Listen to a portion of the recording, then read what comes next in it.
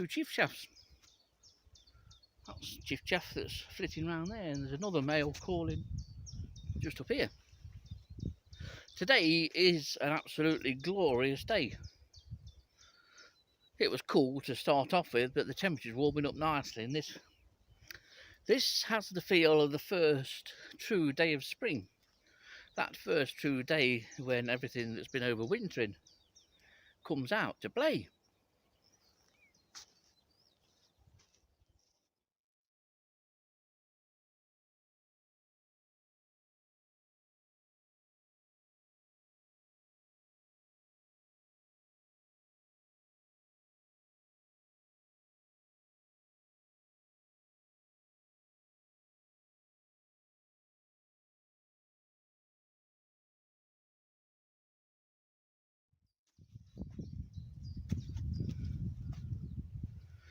This morning I'm on the way up there, up towards Budby South Forest. I'm going to have a wander around. My primary reason for visiting Budby South Forest today is to do a survey for oil beetles. 3 the last time I came, a couple of weeks ago, so there should be many more out now. That's the hope anyway, but who knows what else will be out and about. In fact, further down the track where I parked the car, I was caught by surprise by another early spring flying species, the orange underwing moth. Flushed it off the floor. They're so well camouflaged that unless you see them land on the floor, you've got no chance to see them. Not until they're fluttered around at this height, and then they get up there. Likelihood is that there'll be 1 or 2 of those today, but you never know what they're going to be.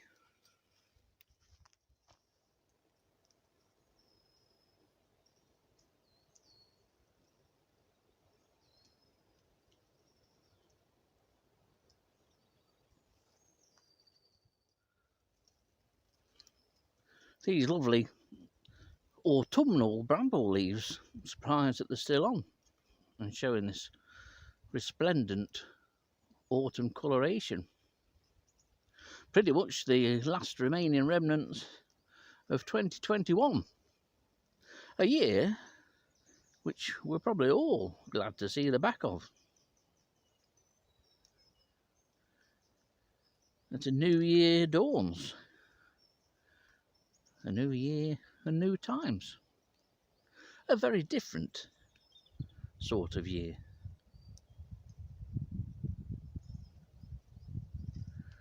It's nice to look back on these old memories, and they can never be taken away from you. And I think the time's come to step forward rather than stay stationary and look backwards. It's amazing how spring makes you feel.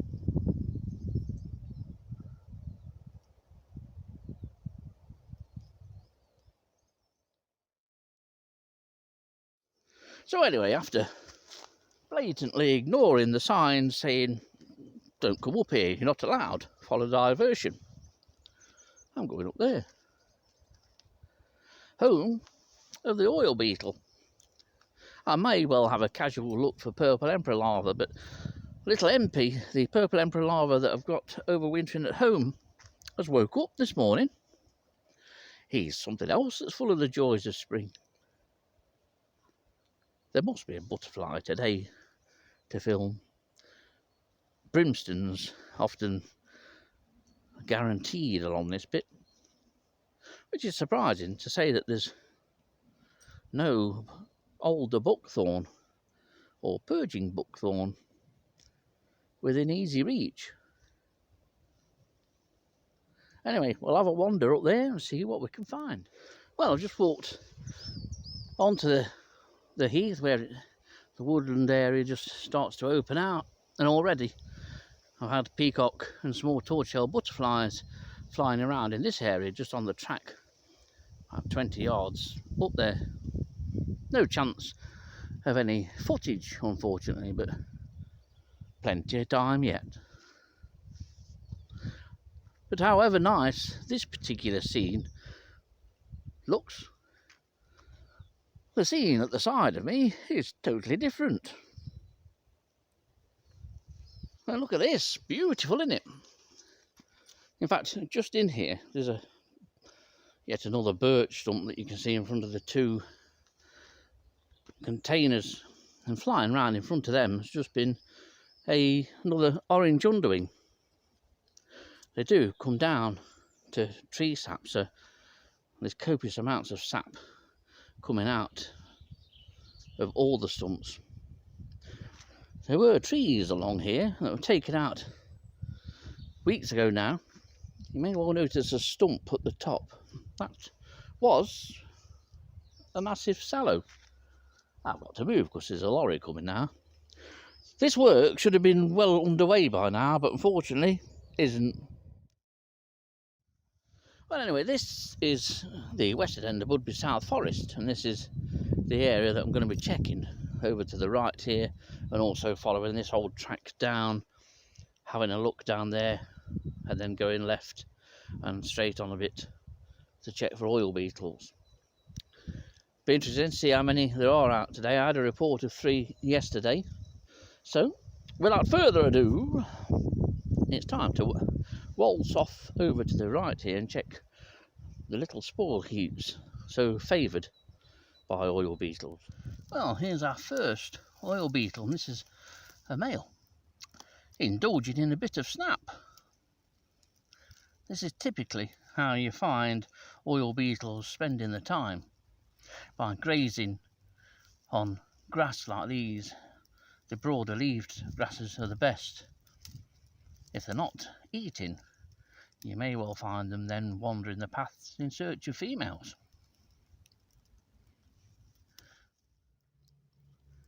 Right, here's a nice large female here. Another one that's just paused from grazing on this grass.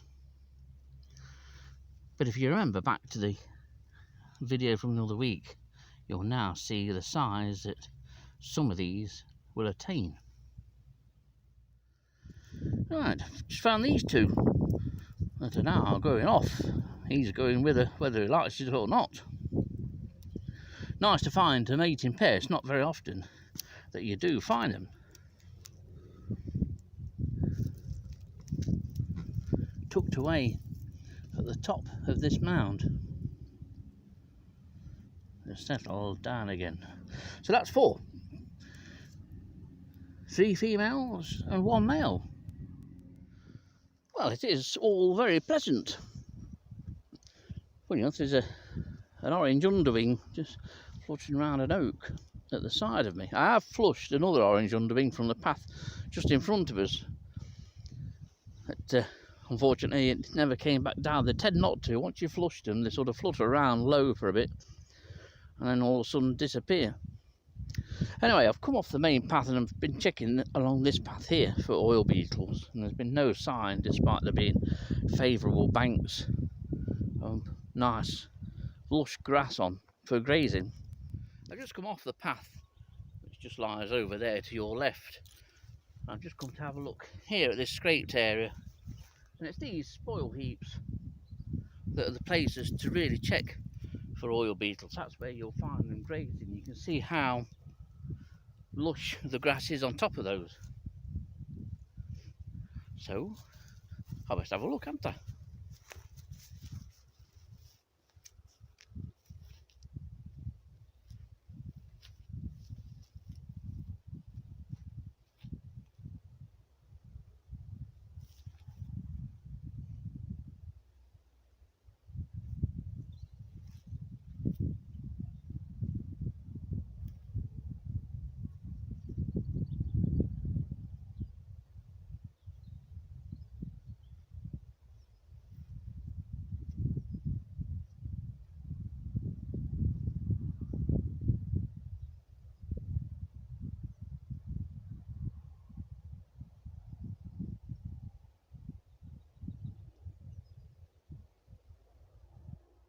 I just come back out onto the main track, or at least the junction. That's the path up to where I found oil beetles today. That's the traditional path, and I'm just working my way back behind me, and I had flushed yet another orange underwing on the path.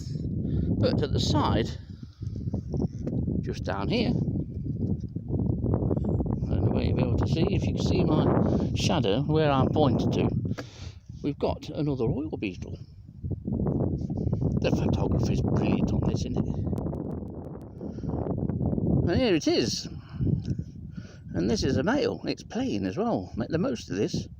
Usually they never settle on your hands at all, but this one's just been grazing. Obviously been out a while. You can see how the abdomen is extended well beyond the elytra. And on this one you can see that distinctive kink in the antenna. The antennae are quite remarkable on these things. They're beautiful beetles anyway.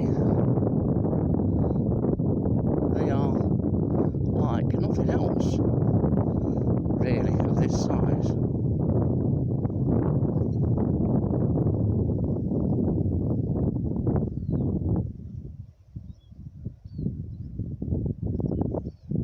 Oh, that's better now. The sun's gone behind a lonesome cloud. This is a decent sized male.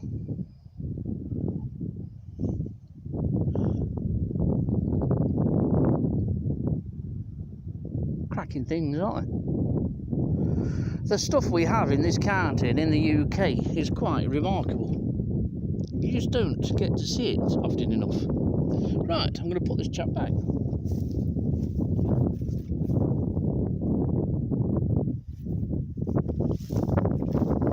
I'm continuing my walk just up here, and I've just found 3 together. 2 females and a newly hatched and incredibly small male. That makes it 5 all by my reckoning. I'm going to continue up here because this is the furthest up I've ever found oil beetles, although it's for just a little bit further up this track where the very first one was recorded here. But since then, this where I am stood now, I've never known oil beetles to be here. So I've run out of fingers now, but my reckoning that's 10, 5 of each, 5 males, 5 females. And here's the 11th. This is another male, showing that kinked antenna. I'm now in the region of where the very first oil beetle was ever recorded on Budby. This has extended my personally known range of the beetle on Budby, which is good.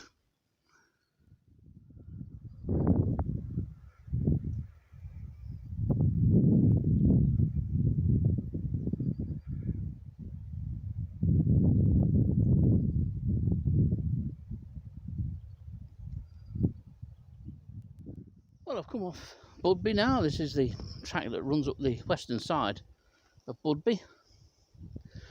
That's the way looking towards the Sherwood Forest Country Park, but I'm going the opposite way. I'm going sort of behind me, back to the car. It's been a profitable visit. 13 oil beetles, 6 males and 7 females. No sign of any egg laying yet. It's still too early, but at least the first mating pair. It's not very often you find them actually mating. Anyway, I'll come back again in another week or so, see what numbers are about then. And of course the beetles will have fed up by then and be a bit larger. They are fantastic things. It's a super species to have in Nottinghamshire.